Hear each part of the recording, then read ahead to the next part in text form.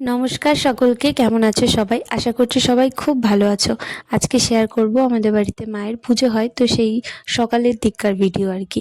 তো এখানে আমি স্নান করে চলে এসেছি, আর দেখো আলপনা তো কমপ্লিট, মোটামুটি কমপ্লিট করে ফেলেছেন ম্যাডাম আমাদের। তো তিনি আলপনা দিয়ে ভীষণই টায়ার্ড, সেই জন্য তিনি আর এখানে নেই। তো আমাকে বললো এখনই ভিডিও করে নাও, কারণ এরপর এখানে জিনিসপত্র চলে এলে আর ঠিক করে দেখানো যাবে না। দেখো কি সুন্দর হয়েছে না, কি নিখুঁত কাজ, আমার তো খুব ভালো লেগেছে। তো আমি স্নান করে চলে এসেছি, মা ওদিকে ভোগের জোগাড় করছে। এরপর আমি চলে এসেছি রান্নার এখানে। প্রত্যেক বছরের মতো এবছর আমাদের একটু প্রসাদের ব্যবস্থা করা হয়েছে, যেহেতু এবছর খুব একটা জাঁকজমক করে হচ্ছে না, অন্য বছরের তুলনায় ছোট করে আমরা এবার পুজোটা করছি। আমাদের তেমন মন মেজাজ কারোরই ভালো নেই। আর জানো, আজকে পুজোর দিনে না আমার জন্মদিন পড়েছে।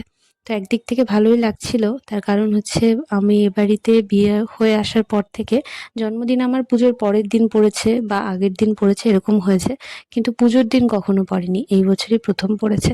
তো আমার একদিক থেকে ভালোও লাগছিল, আর একদিক থেকে কষ্ট হচ্ছিল, কারণ এই প্রথম আমার মাকে ছাড়া প্রথম জন্মদিন, যে জন্ম দিয়েছে তাকে ছাড়াই প্রথম জন্মদিন, তো খারাপ লাগছিল। তো এখানে রান্না হবে, রান্নার দিদি চলে এসেছে। তো সেই জন্য এখানে মা বললো পূর্ণপত্র দিয়ে নমস্কার করতে। তো আমি করে নিলাম। আর আমাদের বাড়িটা অন্য বছরের তুলনায় অনেক ফাঁকা ফাঁকা, তো মন তো খারাপ, কিন্তু কিছু করার নেই। আমাদের যেহেতু বাৎসরিক পুজো, মা আসছে, এটাই সব থেকে আনন্দের। তো এখানে আমি প্রণাম করে নিচ্ছিলাম, কারণ একটু পরেই এখানে রান্নাবান্না সমস্ত কিছু শুরু হয়ে যাবে। তো আর জানো আমাকে ক্যামেরা কি করে দিয়েছে? আমার ছোট ভাগ্নে। আমি সবাইকে দিয়ে এখন ক্যামেরা ধরাতে পারি, মানে সবাই বেশ বড় হয়ে গেছে, মামিকে সবাই হেল্প করতে পারে। তো এই যে একটু দেখিয়ে দিলাম, এই যে রাতে হবে ফ্রাইড রাইস আর আলুর দম, খুবই অল্প পরিমাণে, দেখতেই পাচ্ছ। তো যাই হোক, এখানে প্রসাদের ব্যবস্থা করার জন্য এইটুকু করা হয়েছে। এখানে এই যে দিদি চাল ধুয়ে নিচ্ছে, একটু পরে রান্না স্টার্ট হবে। তো এখানে তাড়াতাড়ি করে আমি একটু ভিডিও টিডিও করে নিচ্ছিলাম কাজের ফাঁকে ফাঁকে। আমি অনেক ভিডিও করতে পারিনি, অনেক ভিডিও মানে লম্বাভাবে হয়ে গেছে, এরকমভাবে হয়ে গেছে আর কি। তো এইদিকে সমস্ত কিছু কমপ্লিট, এখন যা এই দেখো সিঁড়িটা এরকম লুক এসছে। তো এখানে আমি বসে পড়েছি মায়ের ভোগের জন্য। এখানে লুচি বানা হবে ময়দা মাখার জন্য আর কি, আমার কথা জড়িয়ে জড়িয়ে যাচ্ছে। তো জানো, ঘরে রান্না করার সময় আমাকে ময়দা চটকাতে বললে আমার প্রচণ্ড রাগ হয়, কিন্তু আজকে আমি নিজে থেকেই বলেছি দাও আমি করে দিচ্ছি। তো যাই হোক, মায়ের ভোগের যে রান্নাগুলো হয় সেগুলো করতে আমি আগে একটু ভয়ই পেতাম, কিন্তু এখন আর অতটা ভয় লাগে না। তো মাকে বললাম দাও, যেগুলো আমি পারবো সেগুলো আমি করে দিচ্ছি। আসলে এখানে কোনো কিছুই তো ঠিকঠাক করে মানে মেপে আমি দিতে পারি না, তাই মা মেপে দিচ্ছিল। আর এখানে কোনো কিছুই তো তুমি মানে চেক করতে পারবে না কোনটা বেশি কোনটা কম হলো, তো সেই জন্য আমি দেখো বেছে বেছে সহজ যে কাজগুলো সেগুলো নিয়েছি। এখানে আমি নারকেল কোড়াতে বসেছি, আমার দেওর করে দিচ্ছে আমার ভিডিও। হয়েছে হয়েছে হয়েছে এও করতে হচ্ছে না, করাই যাচ্ছে। কার কার কার আর না আর না বলছি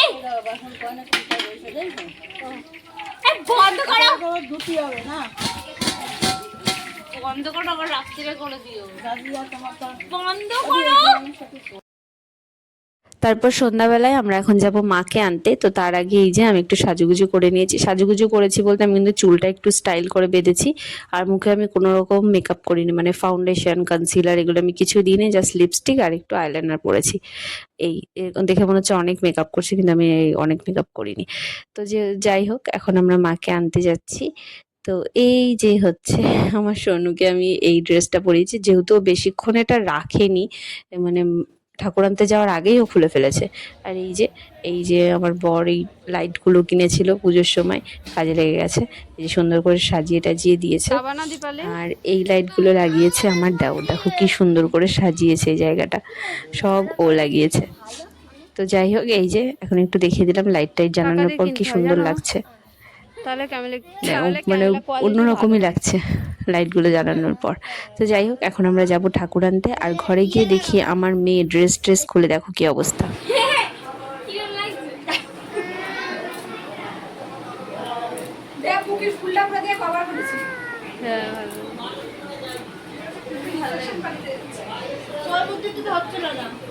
হ্যাঁ